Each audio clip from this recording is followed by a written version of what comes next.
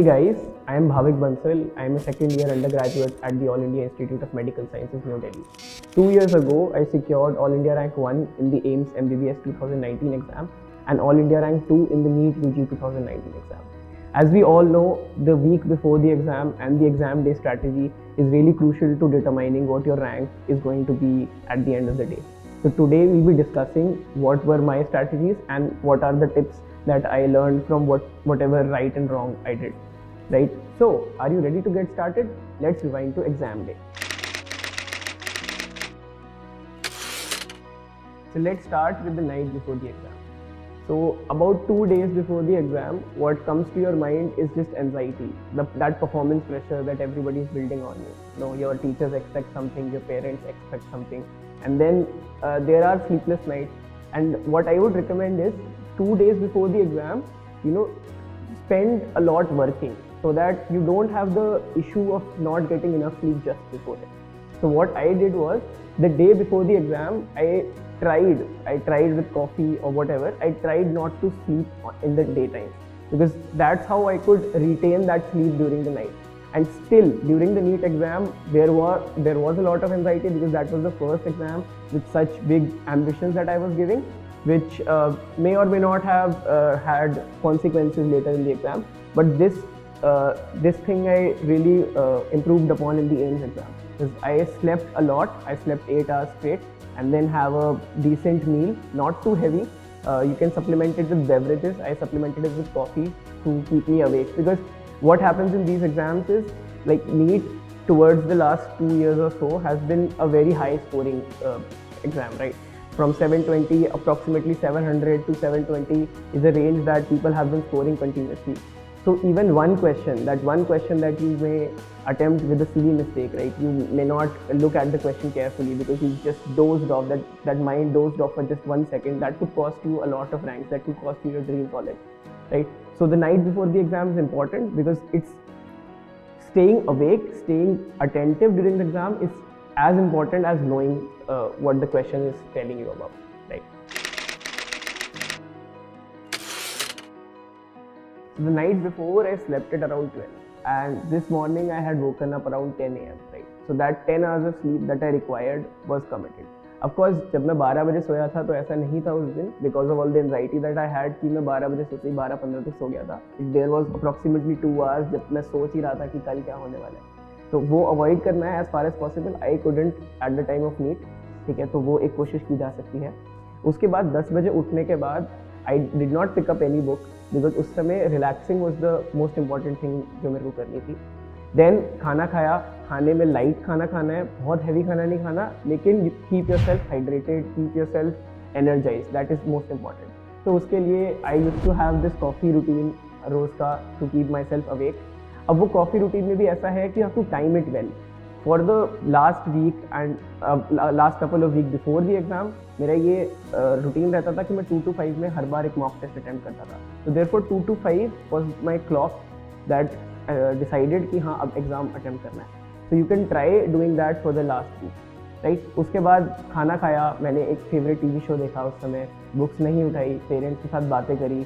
Parents भी मेरे काफ़ी सपोर्टिव थे, and they wanted me to not have the anxiety, because they remembered कि last day I had problems in sleeping, right?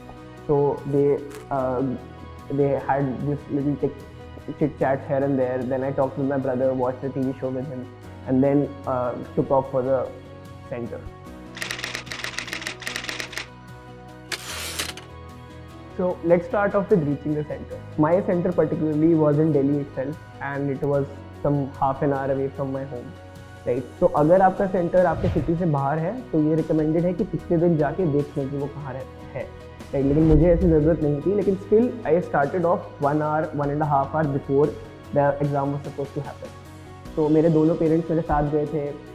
मैंने खुद recheck किया था, मेरे भाई से रीचेक करवाया था, मेरे पेरेंट्स से रीचेक करवाया था कि एडमिट कार्ड, स्टेशनरी, ये सब लेके जाऊँ, ठीक है. और एक बात, मैं गया था बिल्कुल शॉर्ट्स में और हाँ ऐसा टी-शर्ट पहन के, तो कुछ ज़्यादा सजने की ज़रूरत नहीं है. What ever makes you feel comfortable, right? क्योंकि मैंने उसी फॉर्म में, उसी क्लोथिंग में, उसी तरीके से एग्ज़ाम्स अपने मॉक टेस्ट दिए हैं पिछले 1 हफ्ते से.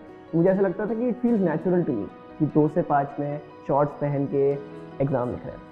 ठीक है। और एक चीज़ होती है कि नीट में शायद हमारे टाइम तक होता था, आई डोंट नो अब भी होता है, कि पेन्स एंड स्टेशनरी वो प्रोवाइड करते हैं। स्टिल आई वुड रिकमेंड कि आप बैकअप में लेके जाएं। देन एग्जाम सेंटर पे पहुंचते हुए क्या हुआ, अब क्योंकि आई टुक ऑफ सो अर्ली, मैं एग्जाम सेंटर पे जब पहुंचा था तब गेट्स भी नहीं खुले थे। गेट्स नहीं खुले थे, there was a lot of crowd around, and वो क्राउड देख के कई बार डर लगता है कि यार ये एक एग्जाम सेंटर है, एक सिटी के एक छोटे से एग्जाम सेंटर पे इतने सारे लोग हैं, तो कॉम्पिटिशन क्या हो सकता है। बट देन अगेन मैंने ज़्यादा बात नहीं की थी बाहर के लोगों से, मैं अपने पेरेंट्स से ज़्यादा बात कर रहा था, एंड उन्होंने मेरे को काफ़ी कंफर्टेबल फील कराया। एंड देन पुरानी चीज़ें याद दिलाई, मेरे टीचर्स से मेरी एक कॉल हुई एग्जाम सेंटर से पहले, उन्होंने भी कॉन्फिडेंस इंस्टिल किया। तो एक वियर्ड चीज़ जो मेरे साथ एग्जाम सेंटर में हुई वॉज दैट, मैं पहले एक्सपेक्ट ये करता था कि नीट एक सरकारी एग्ज़ाम है, उसमें एक छोटा सा स्कूल होगा जहाँ पे पंखा ढंग से काम नहीं कर रहा होगा, एसी तो दूर की बात है। बट जो मेरा एग्जाम सेंटर था that was a very well furnished school, I mean it was better in terms of facilities than my school, right. So उसमें एसी बहुत अच्छा चल रहा था, and the seating was very nice, and there was just 20 students in a class, और मतलब पूरा AC वेसी चल रहा था, 2 एसी पर क्लास थे। जो टीचर्स थे, हर क्लास के अंदर 2 टीचर्स थे एज इन्विजिलेटर्स, एंड उनके पास में एक वाटर कूलर सा लगा हुआ था हर क्लास के अंदर, सो दैट वाटर की सप्लाई सीधी बाहर भी नहीं जाना पड़ता। एक चीज़ जो मैं रिकमेंड करूँगा कि आप जब आप बैठ जाते हैं अराउंड आधे 1 घंटे पहले वो सेंटर खोल देते हैं, आप you are seated in the exam centre, right. उस समय try to look around what is there, because this is what's going to be there, तो ये डिस्ट्रैक्शन नहीं होना चाहिए।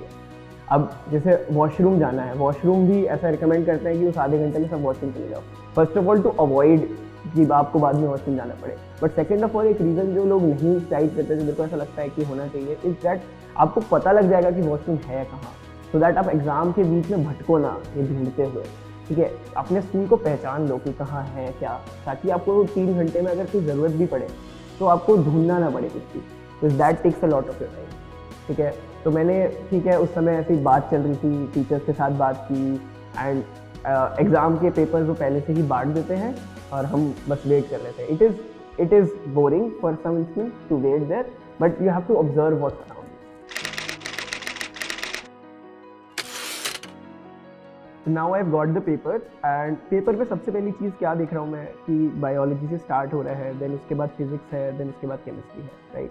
और किस सब्जेक्ट को आपको पहले अटेम्प्ट करना है, this you have already figured out by the mock test that you have given.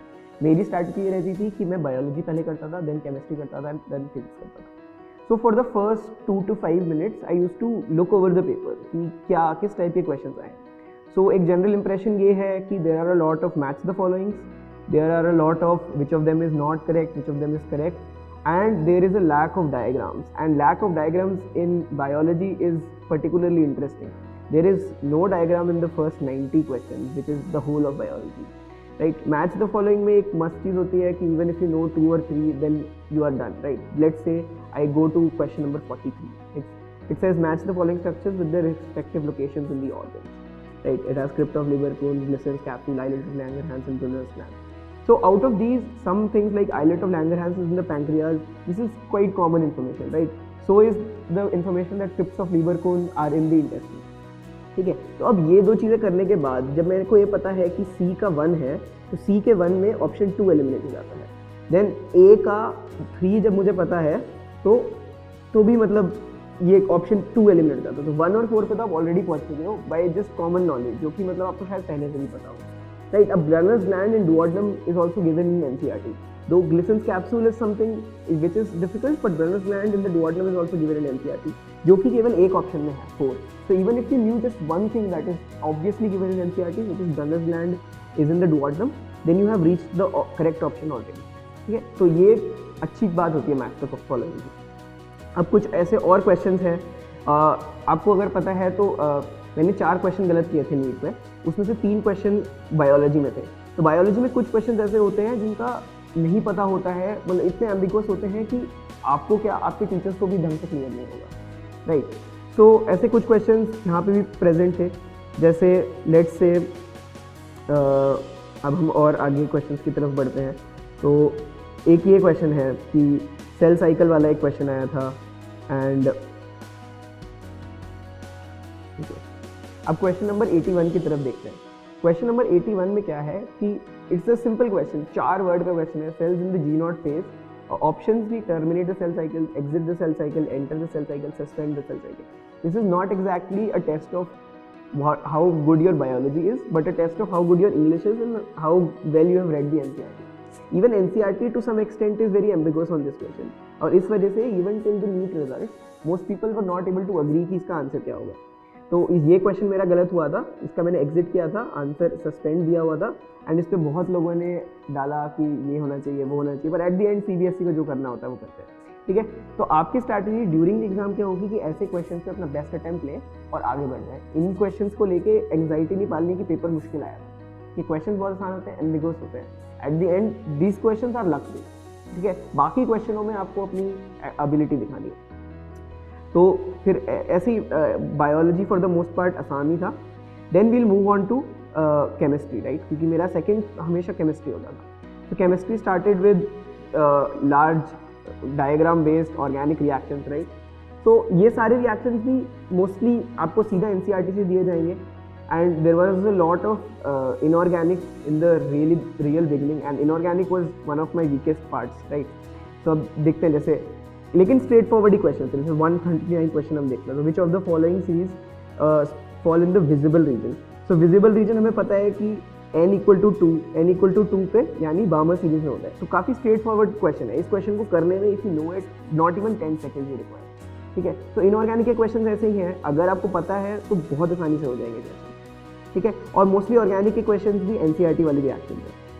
इसमें भी मैं ये ऑब्जर्व कर रहा हूँ कि there are a lot of match the followings and lot of ordering, जो कि इनऑर्गेनिक में होता ही है, right. Then we'll move on to physics. तो फिजिक्स एज अ सेक्शन सबसे ज़्यादा टाइम लेता है, ये हम सबको पता है. So at least more than 1 hour to more than 1.5 hour you should give to physics. ठीक है, कोई भी क्वेश्चन उठा लेते हैं, जैसे let's say question number 118. A particle moving with velocity v is acted upon by 3 force shown by the vector triangle PQR. तो इसमें अगर हम ध्यान से देखें तो PQR जो है वो एक ट्राइंगल बना रहे हैं. ठीक है, और वो ट्राइंगल इन ऑर्डर है एंड वेक्टर की पहली ही प्रॉपर्टी है कि इन ऑर्डर अगर 3 फोर्सेज लगे तो उनका सम 0 हो जाता है. तो अगर इसकी वेलोसिटी है जिसके ऊपर फोर्सेज लग रही हैं और फोर्सेज इक्वल टू 0 है, तो एक्सेलरेशन भी 0 होगा, तो यानी वेलोसिटी रहेगी कांस्टेंट. तो इस क्वेश्चन में भी करने में आपको बेसिक कॉन्सेप्ट चाहिए था, कोई कैलकुलेशन इन्वॉल्व नहीं थी. And therefore this question does not even take 1 minute. And एक फिजिक्स का क्वेश्चन आप 10-15 सेकंड में सॉल्व कर रहे हैं तो एक बहुत बड़ी लीड आप ला सकते हैं. सो ऑफकोर्स इसका आंसर रिमेन्स कांस्टेंट होगा. ठीक है, क्योंकि कोई एक्सेलरेशन नहीं लग रही तो वेलोसिटी कांस्टेंट रहेगी. ठीक है, ऐसे करके आई होप आप पेपर जल्दी खत्म कर दें. मैंने मोस्टली पेपर 2 hours से पहले खत्म कर दिया था. एंड इस पेपर खत्म करने में you have to take the whole of infrastructure before answering in the OMR. Because अगर आपने 2 घंटे में पेपर खत्म कर दिया और सारे OMR में भर दिए तो 1 घंटा आप कुछ नहीं कर सकते. And even if you completed earlier and fill up the OMR, do not go over it again, क्योंकि अब आप कुछ नहीं कर सकते. केवल एंजाइटी पाल लेंगे ये देख के कि क्वेश्चन पेपर में क्या हुआ. ठीक है, तो आप कुछ क्वेश्चंस एंड के लिए छोड़ सकते हैं, कुछ क्वेश्चंस जो वियर्ड लगते हैं, कुछ क्वेश्चंस जिसमें कैलकुलेशन ज़्यादा है वो एंड के लिए छोड़ें, उससे पहले पूरा का पूरा पेपर निपटा दें. तो अब पेपर खत्म होने के बाद क्या होता है? पेपर खत्म होने के बाद you are looking at the questions that you did not attempt earlier और विच सीम डिफिकल्ट, राइट. तो अब लेट्स से कोई क्वेश्चन था, वैसे तो इस 2019 के फिजिक्स के पेपर में बहुत कैलकुलेटिव क्वेश्चन नहीं आए थे and we are not expecting कि हम 21 में भी आएंगे. तो at the end of the day कोई भी ऐसा क्वेश्चन आएगा जिसकी कैलकुलेशन इज एक्सीडिंग 1 minute, उसको एंड के लिए रखें, क्योंकि उसकी importance is equal to the importance of all the questions that we just did in 10 seconds, right. तो ये 10 seconds वाले क्वेश्चन अगर आपने छोड़ दिए for a question that took 10 minutes is not worth it. So this was my strategy of attempting the paper. मैंने थोड़ी देर जल्दी खत्म कर दिया था पेपर, लेकिन I had some 10-15 questions जो कि मैंने छोड़े हुए थे, जो कि मैंने बाद में आराम से कैलकुलेशन करके टाइम लगा के, क्योंकि देन आई न्यू कि 1 घंटा मेरे पास है और मेरे को केवल 10 क्वेश्चन करना. ठीक है, उसके बाद मैंने पूरा टाइम लगा के eight the end of the day 10 minutes पहले पूरा MCQ भर के रिलैक्स हो गया.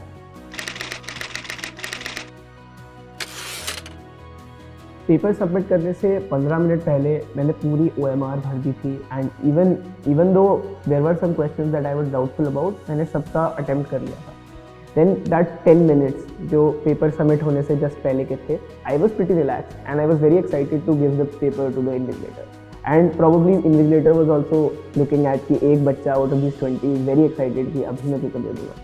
तो दैट मोमेंट आई फेल्ट कि हाँ, ये जो 2 साल की प्रिपरेशन थी वो अब ये 10 मिनट का जॉयस मोमेंट है. And I also felt really confident in my self कि कुछ नहीं तो 2, 4, 5, 10 क्वेश्चन खराब होंगे. उसके बाद भी Maulana Azad medical college, which was the best college that I could get through NEET, was waiting for me.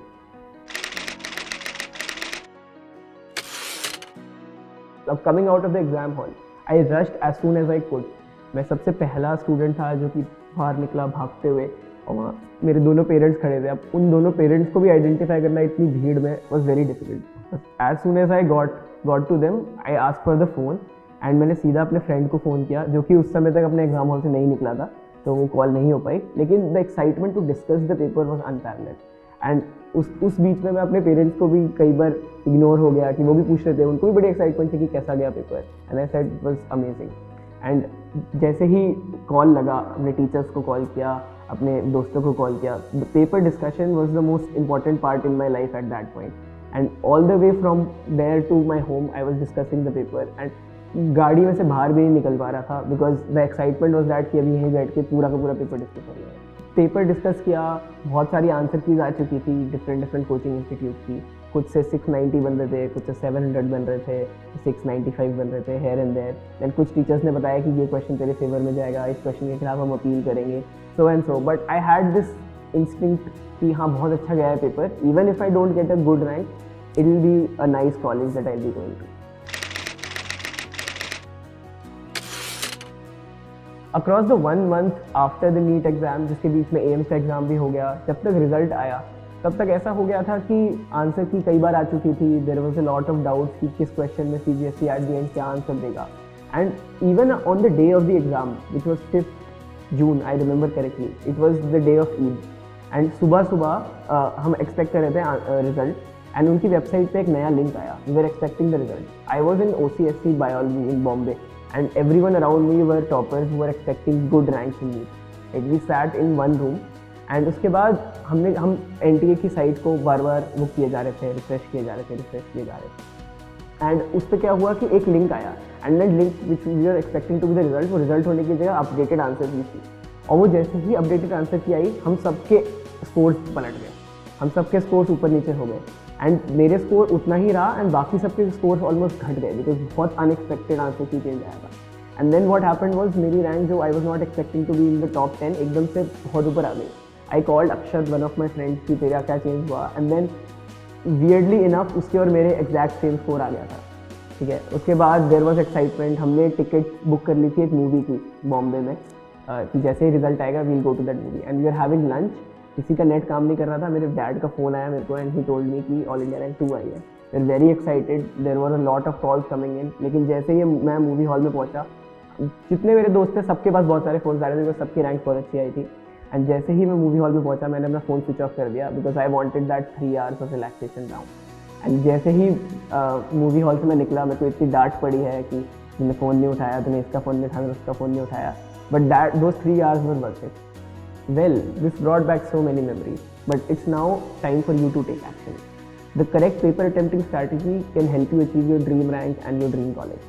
Now that you know how to do it, go ahead and test yourself with the test series on Unacademy. Use the code CTWT for a 10% discount on your subscription. I would also like to tag Amritesh Singh Rewal to rewind to his exam days and for you to watch what worked for him and what didn't. So that's it for today. All the best. Hope to see you guys again.